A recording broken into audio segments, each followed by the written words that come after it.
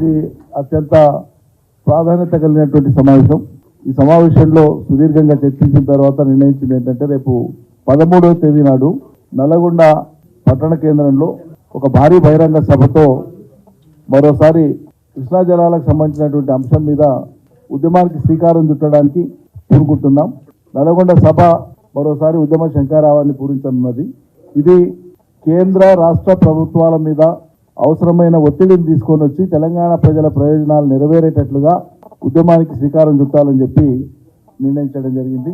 వాస్తవంగా కేఆర్ఎంబికి Krishna river board మేనేజ్మెంట్కు ఈ బోర్డుకి కృష్ణా ప్రాజెక్టులను అప్పచెప్పడం ద్వారా ఇరు రాష్ట్రాలు ఇటు తెలంగాణ ప్రభుత్వము అటు ఆంధ్రప్రదేశ్ ప్రభుత్వము తెలంగాణ ప్రజల యొక్క జీవనాధారమైనటువంటి తెలంగాణ ప్రజల జీవన్మరణ సమస్య ఇది. కృష్ణా నీళ్లు అనేటువంటివి మంచినీళ్లు, సాగునీళ్లు, ఈ జీవన్మరణ సమస్య మరోసారి తెర మీదకి వస్తుంది.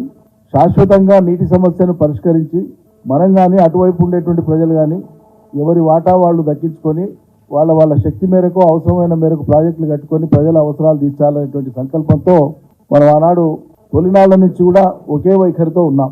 కానీ వాళ్ళ దురదృష్టవశాత్తు తెలంగాణలో ఇప్పుడు ఉండేటువంటి రాష్ట్ర ప్రభుత్వం చాలా పెద్ద తప్పు చేసింది, తీరని అన్యాయం చేసింది. కనీసం కేఆర్ఎంబి మీద మీటింగ్ పెట్టేటప్పుడు, ఢిల్లీలో మీటింగ్ జరిగేటప్పుడు చాలా యథాలాపంగా ఉండి దాని మీద అప్రమత్తంగా ఉండకుండా వాళ్ళకి ఏం పట్టనట్లు ఉండి చాలా క్యాజువల్గా తీసుకున్నారు.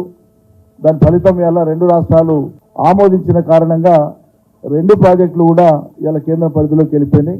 పోలీసు పహారాలో నీటిపారుదల అది కూడా వాళ్ళ దయాదాక్షిణ్యాలతో నడవాల్సినటువంటి ఒక దుస్థితికి ఇలా తెలంగాణలో ఉండేటువంటి ప్రభుత్వం ప్రధాన కారణమైంది. కనీసం ఇంత పెద్ద నిర్ణయం జరిగేటప్పుడు ఎవరిని సంప్రదించకుండా, రాష్ట్రంలో ఉండేటువంటి ప్రధాన ప్రతిపక్షాన్ని సంప్రదించకుండా, ఈ రాష్ట్రంలో ఉండేటువంటి ప్రజల ప్రయోజనాల కోసం ఉండేటువంటి ఇతర రాజకీయ పార్టీలను కానీ ఎవరిని సంప్రదించకుండా, నిపుణుల్ని సంప్రదించకుండా వాళ్ళు పోయి ఆమోదం తెలిపి రావడం అనేటువంటిది ఇది రాష్ట్ర ప్రయోజనాలకు గొడ్డలి పెట్టు.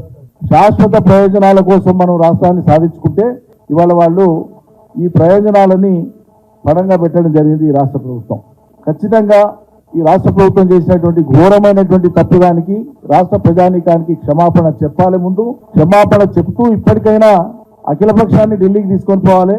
మన డిమాండ్ను కేంద్ర ప్రభుత్వం ముందు పెట్టి పటిష్టంగా వాదించి మన వాటా మనకు దక్కేటట్లుగా చర్యలు తీసుకోవాలి. అప్పటి వరకు ఈ పోరాటాన్ని మనం కొనసాగిస్తూనే ఉంటాం వివిధ రూపాలలో, వివిధ దశలలో. ఖచ్చితంగా బీఆర్ఎస్ తెలంగాణ ప్రజల్ని సమాయత్తం చేస్తుంది. తెలంగాణ ప్రజలకు ఇంటింటికి ఈ అంశాన్ని తీసుకొని పోతుంది. ఒక నల్గొండ సభతో ఆగదు ఇది. తెలంగాణ ప్రజల ప్రయోజనం నెరవేరేదాకా కృష్ణానది నీళ్లలో న్యాయబద్ధంగా మనకు రావాల్సినటువంటి నీటి వాటా కేంద్రం తేల్చేదాకా ఈ పోరాటం అనేటువంటిది ఆగదు.